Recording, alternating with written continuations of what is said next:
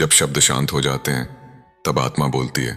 महान बुद्ध कहते हैं, चुप रहना कोई कमजोरी नहीं बल्कि भीतर की शक्ति का संकेत है। क्योंकि जब मन शांत होता है तब हम जीवन को सच में समझ पाते हैं। नमस्कार दोस्तों, स्वागत है आपका बुक्स क्लब में, जहां हम किताबों, दर्शन और महान विचारों के माध्यम से जीवन की गहराइयों को छूते हैं। आज हम बात करेंगे बुद्ध हमें बताते हैं चुप रहने के फायदे के बारे में। क्या सच में मौन हमें बदल सकता है? क्या चुप रहना हमें आत्मज्ञान के करीब ले जा सकता है? आइए जानते हैं बुद्ध के विचारों में छिपा मौन का रहस्य। बुद्ध के दृष्टिकोण में चुप रहने का अर्थ बुद्ध ने सम्यक वाणी को अष्टांगिक मार्ग का हिस्सा बताया है। सम्यक वाणी में सत्य, दयालु और उपयोगी बोल शामिल हैं। चुप रहना उस स्थिति को दर्शाता है जब बोलना अनावश्यक या हानिकारक हो सकता है। बुद्ध के अनुसार मौन वह अवस्था है जिसमें व्यक्ति अपने मन को शांत करता है, अनावश्यक विचारों को नियंत्रित करता है और आंतरिक शांति की ओर बढ़ता है। मौन के दो रूप हैं। बाहरी मौन, अनावश्यक और व्यर्थ की बातों से बचना। आंतरिक मौन, मन के विचारों और भावनाओं को शांत करना, जो ध्यान और समाधि की अवस्था की ओर ले जाता है। चुप रहने के फायदे। बुद्ध की शिक्षाओं में चुप रहने के कई लाभ बताए गए हैं, जो निम्नलिखित हैं। मन की शांति और स्थिरता। चुप रहने से मन के अनावश्यक विचार कम होते हैं। बुद्ध कहते हैं कि जब हम कम बोलते हैं तो मन शांत और केंद्रित रहता है।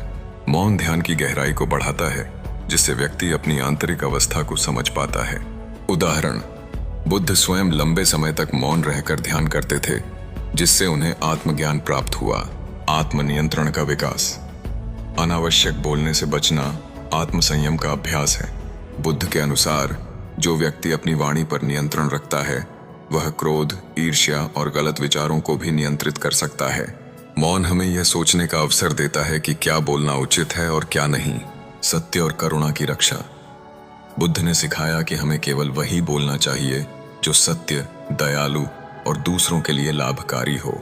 चुप रहना हमें गलत, कठोर या हानिकारक शब्दों से बचाता है। उदाहरण, यदि कोई क्रोध में कुछ कहने वाला हो तो मौन रहकर वह स्थिति को और बिगड़ने से रोक सकता है। आत्म जागरूकता में वृद्धि। मौन में व्यक्ति अपने विचारों और भावनाओं को गहराई से देख सकता है। बुद्ध ने विपश्यना ध्यान में मौन का महत्व बताया, जिसमें व्यक्ति अपने मन की प्रक्रियाओं को निरीक्षण करता है। यह आत्मनिरीक्षण व्यक्ति को अपनी कमियों और गुणों को समझने में मदद करता है। संबंधों में सुधार। अनावश्यक बोल अक्सर गलतफहमियों और झगड़ों का कारण बनते हैं। बुद्ध के अनुसार मौन रहकर हम दूसरों को सुनने और समझने का अवसर देते हैं, जिससे रिश्ते मजबूत होते हैं। मौन से हम दूसरों के प्रति करुणा और सहानुभूति विकसित करते हैं। आध्यात्मिक विकास। बुद्ध ने मौन को निर्वाण की ओर ले जाने वाला मार्ग बताया। मौन में व्यक्ति अपनी इच्छाओं, लालसाओं और अहंकार से मुक्त होता है। यह समाधि और प्रज्ञा की अवस्था को प्राप्त करने में सहायक है। मानसिक ऊर्जा का संरक्षण। अनावश्यक बातचीत में बहुत सारी मानसिक ऊर्जा खर्च होती है। मौन रहने से यह ऊर्जा संरक्षित होती है, जिसे रचनात्मक और उपयोगी कार्यों में लगाया जा सकता है। बुद्ध ने सिखाया कि ऊर्जा का सही उपयोग व्यक्ति को जीवन के उच्च लक्ष्यों की ओर ले जाता है। बुद्ध के उपदेशों में मौन के उदाहरण। महापरिनिर्वाण सूत्र। बुद्ध ने कई बार अपने शिष्यों को मौन रहकर ध्यान करने की सलाह दी। उन्होंने कहा कि मौन में ही व्यक्ति सत्य को समझ सकता है। अनुत्तरित प्रश्न। जब बुद्ध से कुछ जटिल दार्शनिक प्रश्न पूछे गए, जैसे कि आत्मा की प्रकृति या विश्व की उत्पत्ति, तो उन्होंने मौन रहना चुना। इसे नोबल साइलेंस, नैतिक मौन कहा जाता है, जो यह दर्शाता है कि कुछ सवालों का जवाब शब्दों में नहीं बल्कि अनुभव में मिलता है। विपश्यना ध्यान। बुद्ध ने विपश्यना में मौन को अनिवार्य बताया, क्योंकि यह मन को शुद्ध करने और सत्य को देखने का साधन है। चुप रहने को जीवन में लागू करने के तरीके। बुद्ध की शिक्षाओं के आधार पर चुप रहने को अपने दैनिक जीवन में लागू करने के लिए निम्नलिखित कदम उठाए जा सकते हैं। ध्यान का अभ्यास। रोजाना 10-15 मिनट का मौन ध्यान करें। यह मन को शांत करने और आत्म जागरूकता बढ़ाने में मदद करता है। वाणी पर नियंत्रण। बोलने से पहले 3 सवाल पूछें। क्या यह सत्य है? क्या यह दयालु है? क्या यह आवश्यक है? यदि इनमें से कोई भी जवाब नहीं है तो मौन रहना बेहतर है। सुनने की कला। दूसरों को पूरी तरह सुने, बिना बीच में बोलने की जल्दबाजी करें। इससे आपकी समझ और करुणा बढ़ेगी। मौन का समय निर्धारित करें। दिन में कुछ समय, जैसे सुबह या रात, मौन रहने के लिए रखें। यह समय आत्मचिंतन के लिए उपयोग करें। विपश्यना शिविर, यदि संभव हो तो विपश्यना ध्यान शिविर में भाग लें, जहां 10 दिनों तक मौन का अभ्यास किया जाता है। क्रोध और तनाव में मौन, जब आप क्रोधित या तनावग्रस्त हों तो कुछ समय मौन रहें। इससे आपकी भावनाएं शांत होंगी और आप बेहतर निर्णय ले सकेंगे। चुप रहने की चुनौतियां और समाधान। चुनौती, आधुनिक जीवन में निरंतर बातचीत और सोशल मीडिया का दबाव मौन को कठिन बनाता है। समाधान, डिजिटल डिटॉक्स करें, फोन और सोशल मीडिया से कुछ समय के लिए दूरी बनाएं। चुनौती, सामाजिक परिस्थितियों में मौन रहना असहज लग सकता है। समाधान, मौन को सक्रिय श्रवण के साथ जोड़ें, इससे आप उपस्थित रहते हुए भी कम बोल सकते हैं। चुनौती, मन के विचारों को शांत करना मुश्किल हो सकता है। समाधान, ध्यान और माइंडफुलनेस का अभ्यास करें। सांस पर ध्यान केंद्रित करने से मन शांत होता है।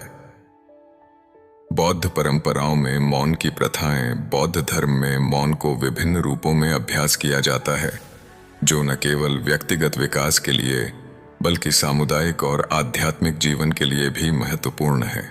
कुछ प्रमुख प्रथाएं निम्नलिखित हैं। विपश्यना ध्यान में मौन। विपश्यना ध्यान में 10 दिनों तक नोबल साइलेंस, आदर्श मौन का पालन किया जाता है। इसमें न केवल बोलना बल्कि इशारों, लिखित संदेशों या किसी भी प्रकार के संवाद से बचना शामिल है। इसका उद्देश्य बाहरी और आंतरिक शोर को कम करके मन को सत्य की गहराई तक ले जाना है। बुद्ध ने कहा था, मौन में ही मन की सच्चाई प्रकट होती है। मठवासी जीवन में मौन। बौद्ध मठों में भिक्षु और भिक्षुणियां दिन के कुछ हिस्सों में मौन का पालन करते हैं, विशेष रूप से ध्यान और आत्मचिंतन के समय। उदाहरण के लिए, थेरवाद परंपरा में भिक्षु सुबह और रात के समय मौन रहकर ध्यान और सूत्र पढ़ने में समय बिताते हैं। मौन की रस्में। कुछ बौद्ध परंपराओं में, जैसे जैन बौद्ध धर्म में सेसेशन, गहन ध्यान सत्र के दौरान पूर्ण मौन का अभ्यास किया जाता है। यह कई दिनों तक चल सकता है और इसका उद्देश्य मन को शुद्ध करना और आत्मज्ञान की ओर बढ़ना है। बुद्ध का नोबल साइलेंस। बुद्ध ने कई बार गहरे दार्शनिक प्रश्नों के जवाब में मौन अपनाया। उदाहरण के लिए, जब उनसे पूछा गया कि मृत्यु के बाद आत्मा का क्या होता है, तो उन्होंने मौन रहकर यह संदेश दिया कि ऐसे सवालों का जवाब अनुभव से मिलता है, न कि शब्दों से। वैज्ञानिक दृष्टिकोण से चुप रहने के फायदे। हालांकि बुद्ध की शिक्षाएं आध्यात्मिक हैं, आधुनिक विज्ञान भी मौन के लाभों को मान्यता देता है। निम्नलिखित कुछ वैज्ञानिक तथ्य हैं जो बुद्ध की शिक्षाओं को समर्थन देते हैं। तनाव में कमी। अध्ययनों जैसे 2013 में ब्रेन, बिहेवियर एंड इम्यूनिटी पत्रिका में प्रकाशित एक शोध के अनुसार मौन और ध्यान तनाव हार्मोन कोर्टिसोल के स्तर को कम करते हैं, जिससे मानसिक और शारीरिक स्वास्थ्य में सुधार होता है। मौन मस्तिष्क के प्रीफ्रंटल कॉर्टेक्स को सक्रिय करता है, जो निर्णय लेने और भावनात्मक नियंत्रण के लिए जिम्मेदार है। मस्तिष्क की संरचना में सुधार। न्यूरोसाइंस के शोध बताते हैं कि नियमित मौन और ध्यान मस्तिष्क के हिप्पोकैम्पस को मजबूत करते हैं, जो स्मृति और सीखने के लिए महत्वपूर्ण है। यह अमिगडाला के आकार को भी कम करता है, जो भय और चिंता का केंद्र है। बेहतर एकाग्रता और रचनात्मकता। मौन में मस्तिष्क को डिफॉल्ट मोड नेटवर्क में काम करने का अवसर मिलता है, जो रचनात्मकता और समस्या समाधान में मदद करता है। 2015 में जर्नल ऑफ कॉग्निटिव एनहांसमेंट में प्रकाशित एक अध्ययन में पाया गया कि मौन का अभ्यास एकाग्रता और मानसिक स्पष्टता को बढ़ाता है। नींद की गुणवत्ता में सुधार। मौन और ध्यान नींद के चक्र को नियमित करते हैं। यह अनिद्रा और अन्य नींद संबंधी समस्याओं को कम करने में मदद करता है। बौद्ध कहानियां और उद्धरण जो मौन की महत्ता दर्शाते हैं। कहानी, बुद्ध और क्रोधित व्यक्ति। एक बार एक व्यक्ति बुद्ध के पास आया और उन्हें अपशब्द कहने लगा। बुद्ध मौन रहे। जब वह व्यक्ति थक गया तो बुद्ध ने पूछा, यदि कोई उपहार दे और तुम उसे स्वीकार न करो तो वह उपहार किसका रहता है? व्यक्ति ने कहा, देने वाले का। बुद्ध ने कहा, तुम्हारे अपशब्द मैंने स्वीकार नहीं किए, वे तुम्हारे ही हैं। यह कहानी दर्शाती है कि मौन क्रोध और नकारात्मकता से बचने का शक्तिशाली तरीका है। उद्धरण, शांति मौन से आती है। जो व्यक्ति अपनी वाणी पर नियंत्रण रखता है वह अपने मन पर भी नियंत्रण रखता है। धम्मपद बोलो, लेकिन केवल तब जब तुम्हारे शब्द मौन से बेहतर हों। आधुनिक जीवन में मौन को अपनाने के व्यावहारिक उपाय। आधुनिक जीवन की व्यस्तता और शोर के बीच मौन को अपनाना चुनौतीपूर्ण हो सकता है। निम्नलिखित कुछ व्यावहारिक सुझाव हैं। डिजिटल मौन। रोजाना 1-2 घंटे के लिए फोन, टीवी और सोशल मीडिया से दूरी बनाएं। इसे डिजिटल डिटॉक्स समय के रूप में उपयोग करें। सोशल मीडिया पर अनावश्यक टिप्पणियों या बहसों से बचें। प्रकृति के साथ समय। प्रकृति में समय बिताएं, जैसे कि पार्क में टहलें या नदी के किनारे बैठें। प्रकृति का शांत वातावरण मौन को बढ़ावा देता है। बुद्ध स्वयं अक्सर जंगलों में ध्यान करते थे, जो प्रकृति की शांति का प्रतीक है। माइंडफुलनेस अभ्यास। रोजाना 5-10 मिनट के लिए माइंडफुलनेस का अभ्यास करें। अपनी सांसों पर ध्यान दें और विचारों को बिना जज किए देखें। उदाहरण, खाना खाते समय मौन रहें और भोजन के स्वाद और बनावट पर ध्यान दें। मौन की छोटी शुरुआत। दिन में छोटे छोटे मौन के पल बनाएं। उदाहरण के लिए, सुबह चाय पीते समय या रात को सोने से पहले कुछ मिनट चुप रहें। कार्यस्थल पर अनावश्यक गपशप से बचें और केवल जरूरी बातें करें। मौन रिट्रीट। यदि संभव हो तो मौन रिट्रीट में भाग लें। भारत में कई विपश्यना केंद्र जैसे इगतपुरी, महाराष्ट्र में धम्मगिरी मौन ध्यान के लिए उपयुक्त स्थान है। बौद्ध धर्म के विभिन्न संप्रदायों में मौन थेरवाद बौद्ध धर्म में मौन को विपश्यना ध्यान के माध्यम से आत्म जागरूकता और निर्वाण के मार्ग के रूप में देखा जाता है। जैन बौद्ध धर्म। जैन में मौन को जाजेन बैठकर ध्यान का आधार माना जाता है। यह मन की शून्यता और सादगी पर जोर देता है। तिब्बती बौद्ध धर्म। तिब्बती परंपरा में मौन को करुणा और बुद्धि के विकास के लिए उपयोग किया जाता है, विशेष रूप से ध्यान और मंत्र जाप के समय। बौद्ध दर्शन में मौन का गहरा अर्थ। बौद्ध दर्शन में मौन केवल शब्दों की अनुपस्थिति नहीं है, बल्कि यह एक ऐसी अवस्था है जो मन की शून्यतावाद और सत्य की गहरी समझ से जुड़ी है। बुद्ध ने मौन को निम्नलिखित स्तरों पर समझाया। शून्यता और मौन। बौद्ध दर्शन में शून्यता का अर्थ है कि सभी चीजें नश्वर और परस्पर निर्भर हैं। मौन इस शून्यता को अनुभव करने का एक साधन है, क्योंकि यह मन को बाहरी और आंतरिक शोर से मुक्त करता है। मौन में व्यक्ति यह समझ पाता है कि विचार, भावनाएं और इच्छाएं क्षणिक हैं और इनसे परे एक शांत सत्य है। अनुत्तरित प्रश्नों का मौन। बुद्ध ने कुछ गहन दार्शनिक प्रश्नों जैसे विश्व की उत्पत्ति या आत्मा की अमृता का जवाब मौन से दिया। इसे नोबल साइलेंस कहा जाता है, जो यह दर्शाता है कि कुछ सवालों का जवाब शब्दों से नहीं बल्कि अनुभव और ध्यान से मिलता है। उदाहरण, मालुंग के पुत्र सूत्र में जब मालुंग के पुत्र ने बुद्ध से विश्व की उत्पत्ति और आत्मा के बारे में पूछा, तो बुद्ध ने मौन रहकर यह संदेश दिया कि ये सवाल निर्वाण के मार्ग से भटकाने वाले हैं। मौन और प्रज्ञा। बुद्ध के अनुसार मौन प्रज्ञा को जागृत करता है। जब मन विचारों और शब्दों के शोर से मुक्त होता है तो वह सत्य को स्पष्ट रूप से देख पाता है। यह प्रज्ञा व्यक्ति को 4 आर्य सत्यों दुख, दुख का कारण, दुख का निवारण और मार्ग को समझने में मदद करती है। मौन और करुणा का संबंध। बुद्ध ने करुणा को बौद्ध धर्म का मूल आधार बताया और मौन इस करुणा को विकसित करने में महत्वपूर्ण भूमिका निभाता है। निम्नलिखित तरीकों से मौन और करुणा जुड़े हैं। सक्रिय श्रवण। मौन रहने से व्यक्ति दूसरों की बात को गहराई से सुन सकता है, जो करुणा का आधार है। जब हम बिना टोके सुनते हैं तो हम दूसरों के दुख और भावनाओं को बेहतर समझ पाते हैं। बुद्ध ने सिखाया कि करुणा का अर्थ है दूसरों के दुख को महसूस करना, और मौन इस प्रक्रिया को गहरा करता है। हानिकारक वाणी से बचाव। अनावश्यक या कठोर शब्द दूसरों को चोट पहुंचा सकते हैं।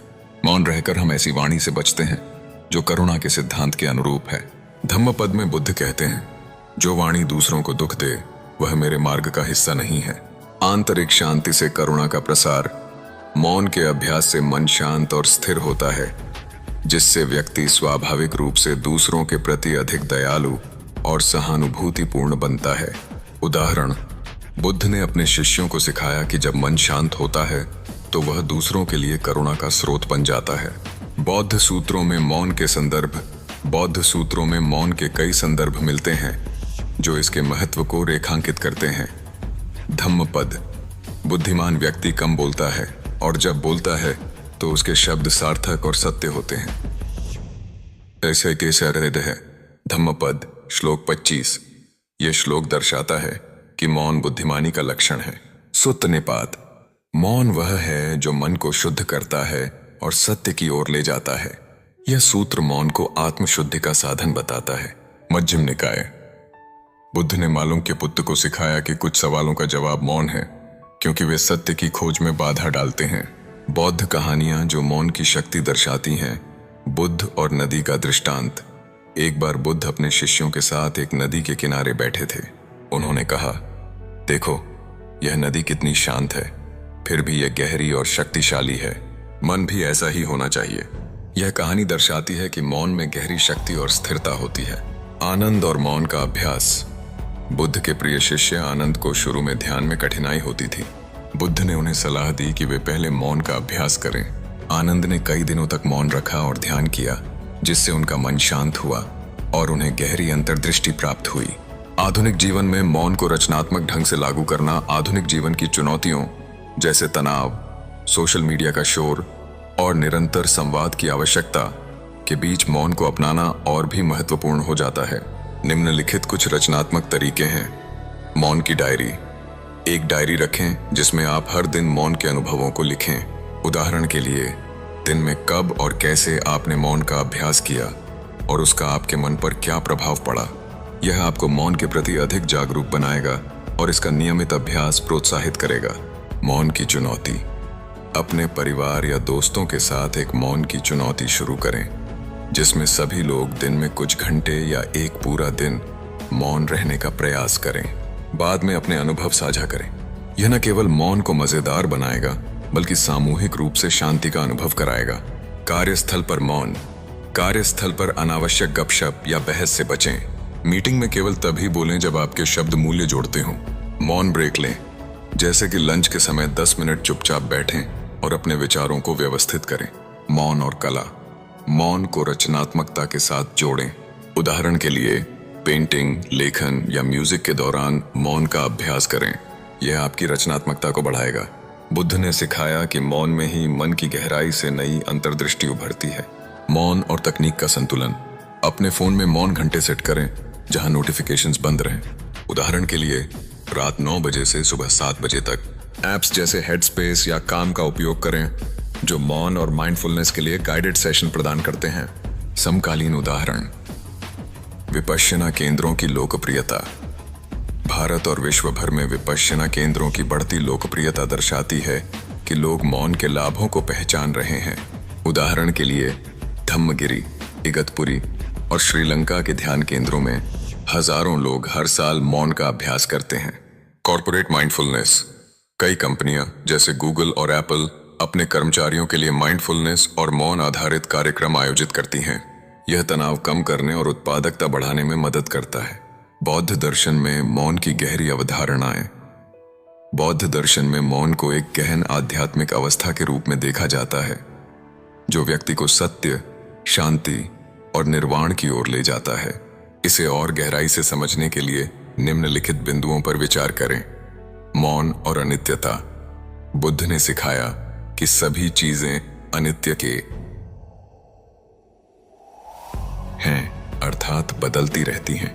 मौन में व्यक्ति इस अनित्यता को गहराई से अनुभव करता है, क्योंकि वह विचारों और भावनाओं के क्षणिक स्वभाव को देख पाता है। मौन के दौरान जब मन शांत होता है, व्यक्ति यह समझ पाता है कि विचार और भावनाएं आती जाती हैं और इनसे परे एक स्थिर सत्य है। मौन और अनात्मा। बौद्ध दर्शन में अनात्म का अर्थ है कि कोई स्थायी स्व या आत्मा नहीं है। मौन में व्यक्ति अपने अहंकार को कम करता है और यह अनुभव करता है कि मैं की अवधारणा केवल एक भ्रम है। यह अनुभव मौन के गहन अभ्यास जैसे विपश्यना ध्यान के माध्यम से प्राप्त होता है। मौन और समाधि। समाधि बौद्ध ध्यान का एक महत्वपूर्ण हिस्सा है। मौन समाधि की अवस्था को गहरा करता है, क्योंकि यह मन को एकाग्र और स्थिर करता है। बुद्ध ने सिखाया कि समाधि के बिना प्रज्ञा संभव नहीं है और मौन समाधि का आधार है। मौन और ध्यान का संबंध। मौन और ध्यान एक दूसरे के पूरक हैं। बुद्ध ने ध्यान को मन की शुद्धि और सत्य की खोज का मार्ग बताया और मौन इस प्रक्रिया का अभिन्न अंग है। निम्नलिखित तरीकों से मौन ध्यान को बढ़ावा देता है। विपश्यना में मौन।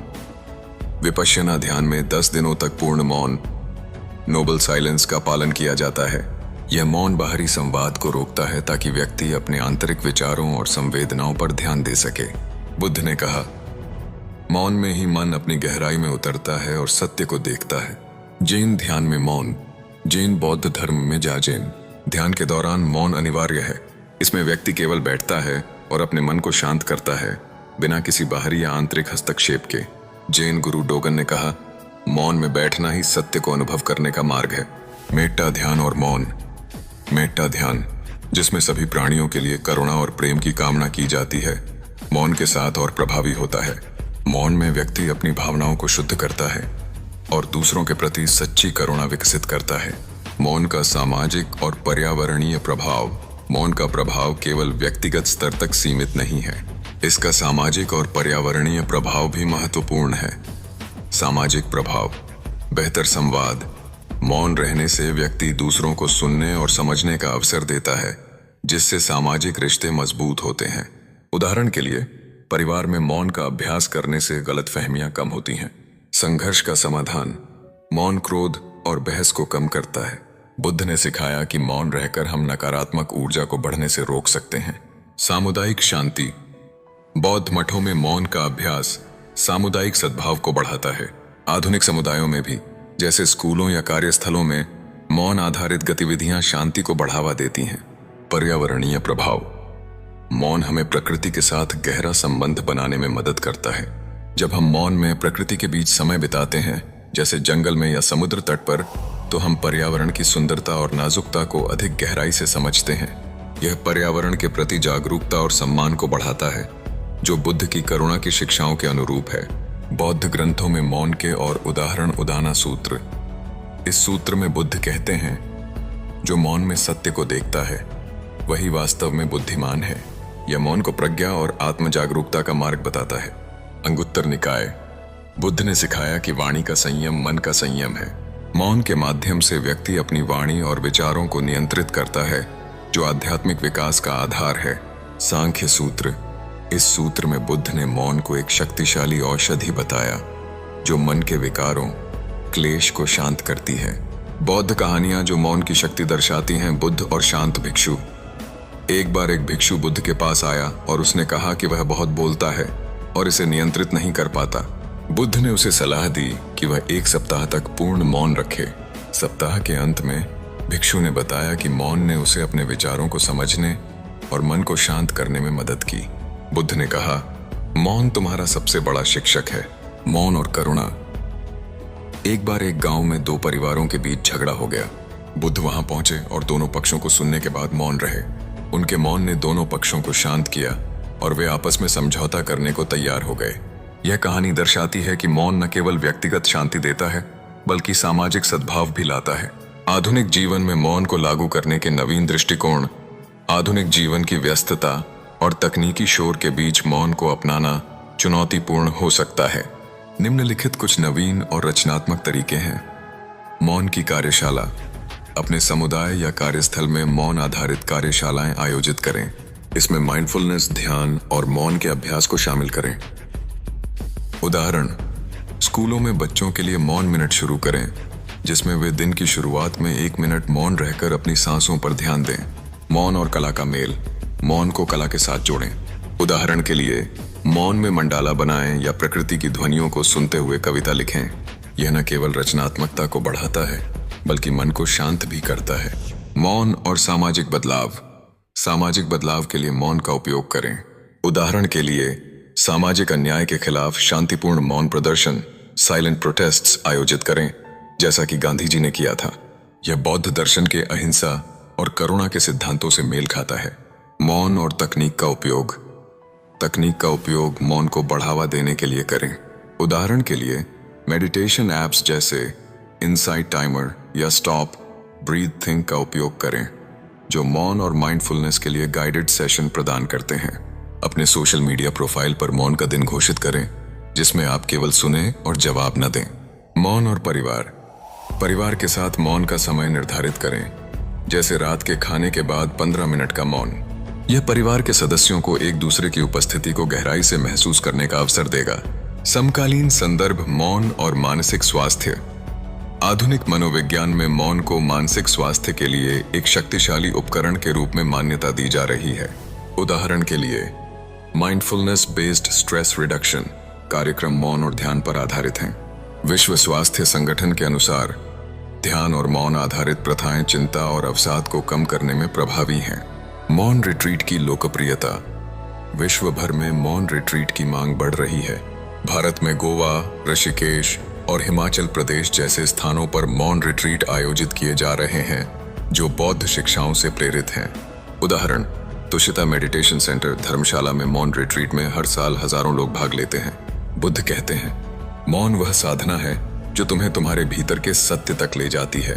तो जब हम चुप रहना सीखते हैं तब हम दूसरों को सुनना और खुद को समझना भी सीख जाते हैं। याद रखिए, हर जवाब शब्दों में नहीं मिलता, कुछ जवाब सिर्फ मौन में ही जन्म लेते हैं। अगर आपको यह वीडियो पसंद आया हो तो इसे लाइक करें, कमेंट करें कि आपको बुद्ध के किस विचार ने सबसे ज्यादा प्रभावित किया और बुक्स क्लब को सब्सक्राइब करें ताकि आप और भी ऐसे जीवन परिवर्तनकारी विचारों से जुड़ सकें। मौन में शांति है और शांति में बुद्ध है। धन्यवाद बुक्स क्लब, जहां हर विचार एक नई दिशा देता है।